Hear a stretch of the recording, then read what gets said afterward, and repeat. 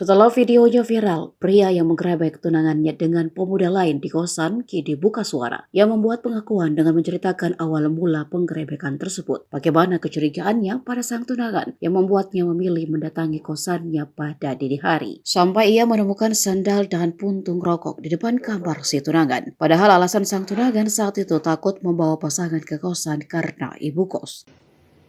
Dia nggak mau main di kosannya, nggak boleh katanya, takut ketahuan ibu kos. Nah, dari awal saya udah curiga, itu kan kosan.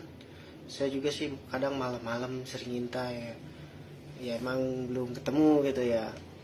Ya sering malam kok banyak yang bawa pasangan gitu ya, tapi saya kenapa nggak boleh main gitu.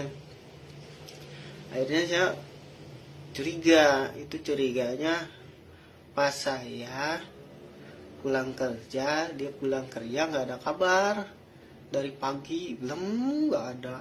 Yang nggak tahu tuh di dalamnya dari pagi atau gimana itu.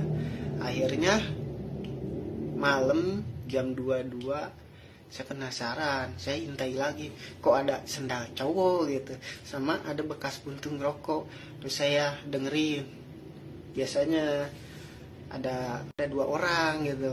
Pas itu langsung saya tendang pintu, dua orang penghuni kos di situ banyak keluar. Kata saya, diem sekalian semua, urusan saya. Emang gak ke video, emang kan kondisi lagi panik, saya juga nggak ingat apa-apa. Kata saya, teh,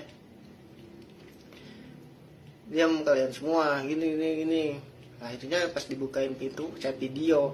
Oh pantas ya, pantasan saya gak boleh, maksudnya gak boleh main ke sini, maksudnya itu teh kepotongan. Cuman ya gimana lagi ya, ya udah nasib kayaknya saya sih.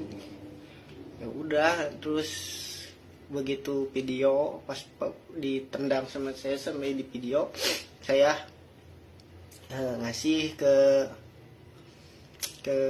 orang tuanya bukti biar saya pengen udahan. Ini buktinya seperti ini, bukan berarti saya udahan tanpa alasan gitu.